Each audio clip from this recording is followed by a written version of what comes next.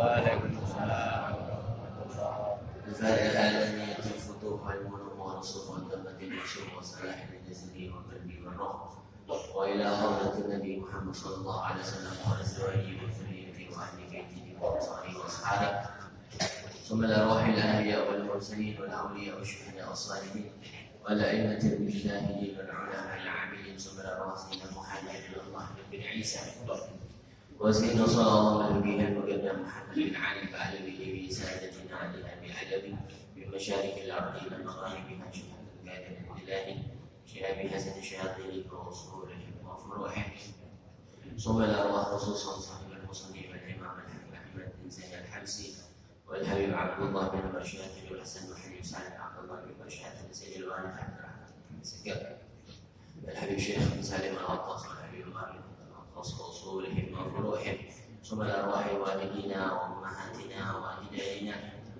وجداتنا وعمامنا وعمتنا وأخوالنا خالتنا وجميع المسلمين والمسلمات والمؤمنين والمؤمنات أن الله تعالى يتبشرهم بالرحمة والمغفرة وينفعنا ويعيد علينا من بركاتهم وأسرارهم وأنوارهم وعلومهم ونفحاتهم بركاتهم بالدين والدنيا والآخرة. الفاتحة. أعوذ بالله من الشيطان الرجيم. بسم الله الرحمن الرحيم. الحمد لله رب العالمين الرحمن الرحيم مالك يوم الدين إياك نعبد وإياك نستعين اهدنا الصراط المستقيم صراط الذين أنعمت عليهم غير المغضوب عليهم ولا الضالين آمين. الحمد لله على ما أنعم حمدا به يجل عن كلب العمى ثم الصلاة بعد والسلام على النبي المصطفى الإمام محمد خاتم رسل ربه وآله وصحبه من بعده أما بعد. Alhamdulillah, puji syukur kita panjatkan kehadirat Allah Subhanahu wa Ta'ala yang masih memberikan kita bermacam-macam nikmat, di antaranya nikmat iman wal Islam, sehat wal afiyah, taufik wal hidayah, panjang umur, sehingga dengan nikmat tersebutlah Allah Subhanahu wa Ta'ala masih izinkan langkah kaki kita untuk hadir di acara seperti biasanya kuliah subuh pengajian kita pada hari Sabtu ini. Mudah-mudahan langkah kaki kita yang saleh kita di tempat ini mendapatkan pahala dan ridha dari Allah Subhanahu wa Ta'ala. Amin amin ya rabbal alamin. Lalu juga salawat dan salam kita sampaikan kepada junjungan kita Nabi Muhammad sallallahu alaihi wasallam beserta para keluarganya, para sahabatnya, para pengikutnya, umat yang setia istiqamah hingga yaumil qiyamah. Lalu juga yang al-fawirham masih menghormati para asatidzah, para hujjaj, khusus ketua kuliah subuh kita Bapak Muallim Haji Ali serta anaknya Bapak Haji Abdul Munir. Lalu juga ketua PKM Al-Mashkuriyah Ustaz Rajali beserta jajarannya. Lalu juga guru-guru kuliah subuh di antaranya Kiai Mahmudin, Kiai Taufik Hidayatullah, Kiai Jumadi Husain,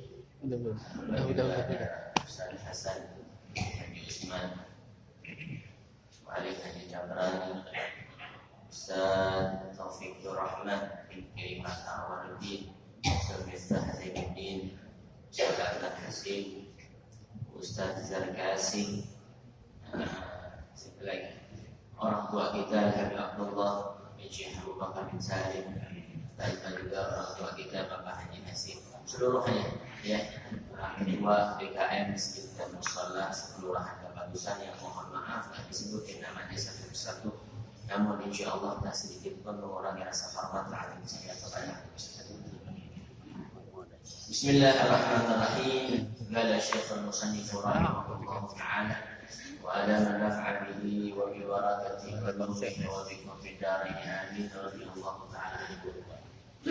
Ma'asyiral hadirin rahimakumullah, meneruskan sebagaimana seperti biasanya pada kita yang mana pada hari ini memang terbitnya matahari agak cepat ya.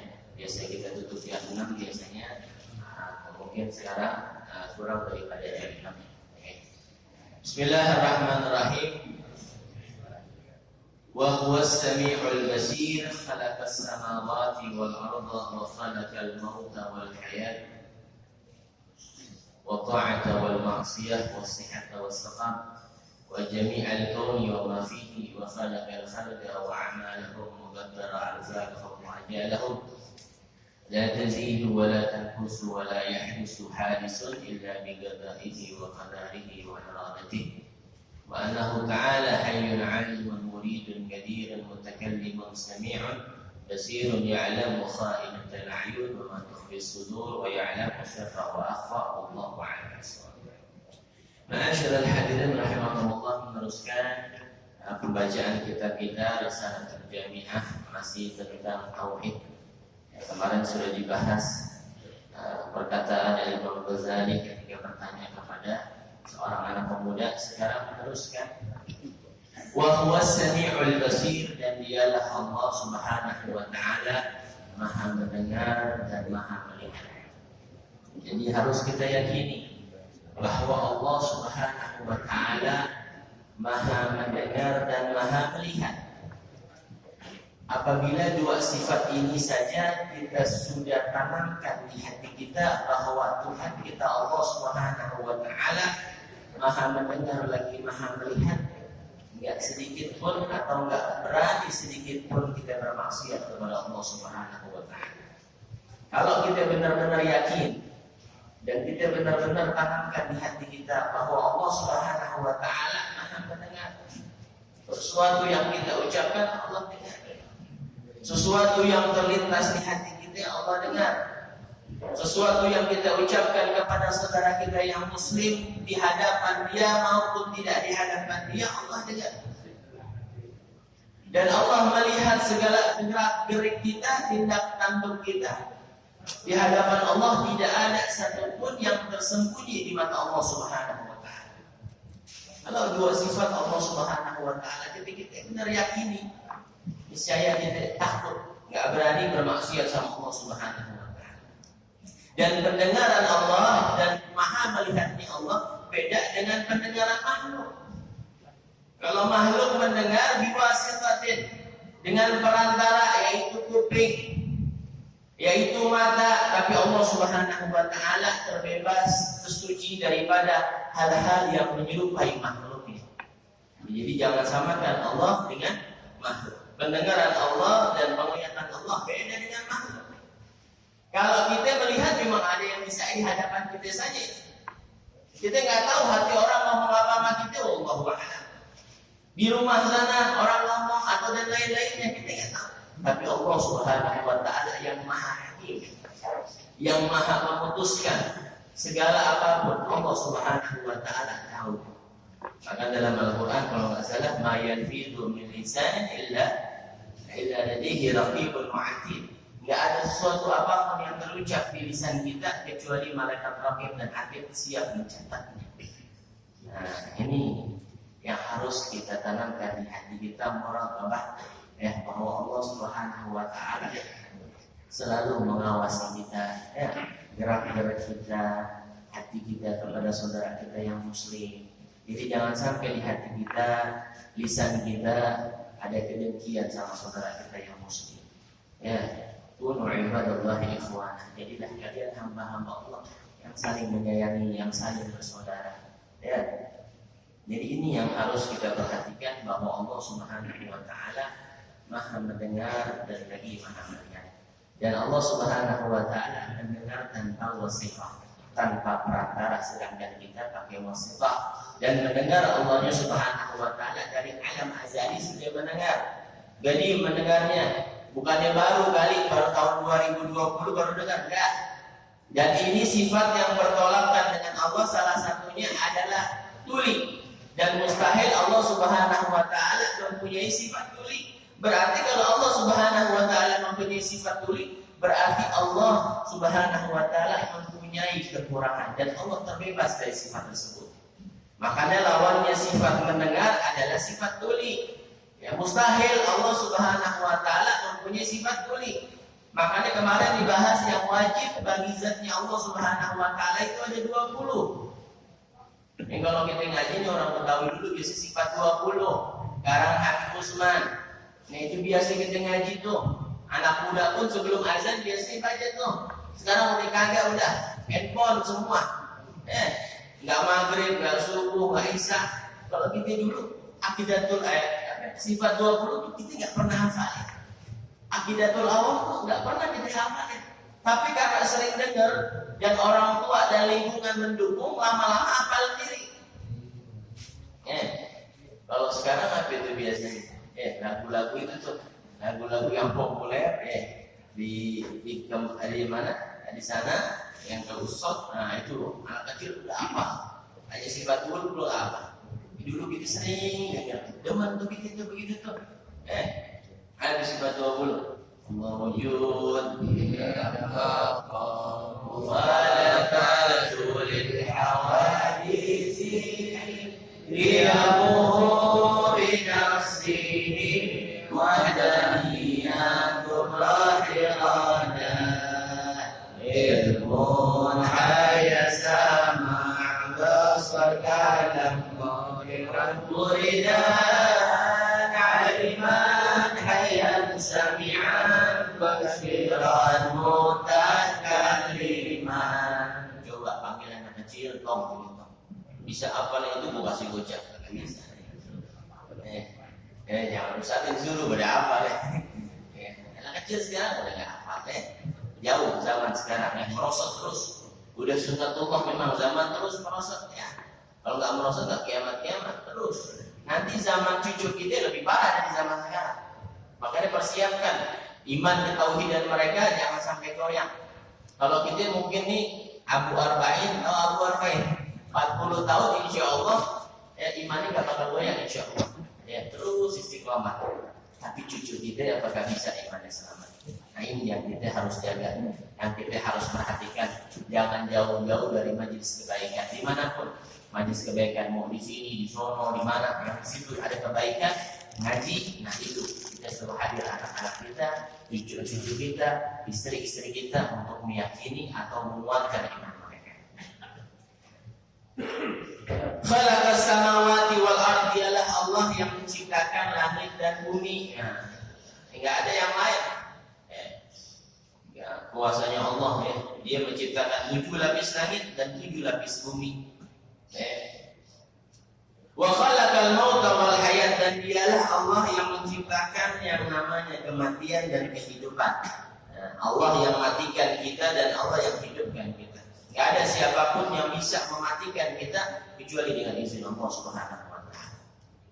Makanya nanti di sini tuh diterangkan ketika bahas masalah iradah muridun, dikatakan kata Habib Ahmad bin Zaid al-Habsyi, "Falawi jama'al insu wal jinnu wal malaikatu wasyayatinu an la yuharriku fil alam darratan aw yuskinuha duna iradatihi wa masyiatihi la ajazu an zalik." Ini harus kita tanamkan di hati kita. Seandainya kata berkumpul seluruh manusia dan seluruh jin dan malaikat dan setan-setan semuanya, alla yuharriku fi hadhil alam, untuk menggerakkan ini bumi daratan sesaat saja, awiskinuha, atau didiamin ke bumi, duna iradatihi wa masyiatihi, tanpa ketentuan dan izin dari Allah Subhanahu wa taala, la ajazu an zalik, mereka tak bakal mampu untuk melakukan itu. Jadi intinya adalah kuasanya Allah Subhanahu wa taala. Kita yakinin benar-benar, makanya la ilaha illallah tuh kalau orang istilah tasawuf tuh la ilaha illallah bukan dia ada Tuhan selain Allah. Tidak ada yang tidak ada yang maha kuat illallah. Tidak ada yang bisa memberikan bahaya kepada kita illallah. Makanya baca la ilaha illallah itu orang dulu ada alam. Maknanya kalau kita la ilaha illallah, la ilaha illallah itu kelar. Dari bagian berkat itu kalau orang dulu dihayati, baca wiridnya, baca zikirnya dihayati, makanya berbekas. Makanya kata Imam Abdullah bin Ali al-Haddad, gak berbekas wirid kecuali dengan 2 hal, mudawamah dan khusyuk di dalam wirid. Kalau baca begitu dapat manfaat, tapi gak banyak. Tapi kalau dia khusyuk, setiap kalimat dihadirkan, dia baca, maka itu mendatangkan kemanfaatan yang besar. Dan wabil khusus mesti istiqamah dalam membaca. Akan nampak nanti atharu daripada zikir-zikir yang kita baca. Jadi Allah yang menciptakan kematian, Ya sudah pasti kita mati Pak. Gak mungkin enggak. Mau kita kaya, miskin, orang soleh, orang bejat, bakal mati. Tapi kita persiapkan apa yang ketika kita menjemput yang ketika kematian datang kepada kita. Dalam kitab Mukasyaffatul Qulub dijelaskan ada tanda-tandanya kematian. Ya, ada tanda-tanda kematian. Nabi Allah Ya'qub alaihissalam itu dalam kitab Mukasyaffatul Qulub dijelaskan berteman dengan Israel. Berteman dengan Israel. Sering main. Ini kalau berteman sama Israel mau boro-boro ya. Tetangga kita yang namanya Israel musuhin jauh ya. Dari dekat-dekat ya. Gitu kalau ada nama Israel antar nih. Nabi Allah Ya'qub berteman dengan malaikat Israel. Suatu saat malaikat Israel sering datang ke rumahnya Nabi Allah Ya'qub. Ditanya sama Nabi Allah Ya'qub, "Ji'ta za'iran aw qamidan li ruhi?" Lu datang mau bertamu apa mau cabut nyawa gue? Kata Nabi Allah Ya'qub nanya, Israel tanya, "Lu datang mau bertamu apa mau cabut nyawa gue?" Mau bertamu. Tamu sekali, 2 kali nggak mau bertamu.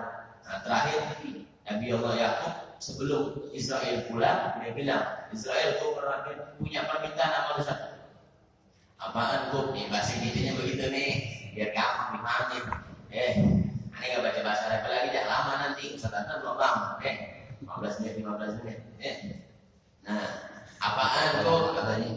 Kata Nabi Allah Ya'qub, "Kalau lu datang lagi mau cabut nyawa gua, kabari jauh-jauh hari, yang mendadak, siap." Kata Israel, "Siap, ntar gua bakal kirim utusan 1 atau 2, sampai 3. Ya udah. Singkat cerita Nabi Israel tak lama main ke rumahnya Nabi Allah. Tiba-tiba datang. Tanya lagi, "Ji'ta za'iran atau qamidan li ruhi?" Lu datang mau bertamu, mau cabut nyawa disuruh Allah. Nabi Allah aku lu kan gua udah bilangin jauh-jauh hari suruh kabarin, tapi lu gak kabarin, datang mencabut-cabut aja. Kata Israel, "Udah ada kirim utusan." Apaan ada? Kata Israel, "Apa utusan kematian? Bayadu sya'rik qabla sawadih." Putihnya rambutmu yang dulu menghitam. Nah, uban Pak. Uban utusan kematian, lu buka pecidah, itu hitung dah. Ini berapa tandanya? Utusan kematian. Ya, yang udah punya uban berarti udah ada 1 utusan. Udah 1 tanda bahwa gak bentar lagi, gak lama lagi kita menghadap umatnya Nabi Muhammad dapat keistimewaan, dapat tahu tanda-tandanya kalau dia bakal mati. Cuma orang yang ngaji doang yang tahu, yang kagak ngaji mah bodo amat, masih main catur, yang pendek, ya kan? Di pinggir jalan, azan maghrib yang gitar, tahu deh. Ya, kalau orang yang ngaji tahu, tanda gue 1 nih deh. Nah, pelajaran buat kita. Muhasabah, udah ada tanda 1 lagi. Terus yang kedua apa tandanya? Tandanya kedua, du'ufa jismik ba'da quwwatik. Lemahnya badanmu yang dulunya kuat. Nah, lihat nih yang paling lonjor. Nah, yang paling nyender. Ya, nyender. Yang mojong, contohnya pulas baik-baik. Kita enggak mau naik. Itu hati-hati. Ya, yang dikit-dikit kalau bangun kesemutan, udah 2 tanda. Jadi yang dulu badan kita kuat, sekarang lemah. Biasanya dari sini ke tempat kita enggak bisa pulang balik.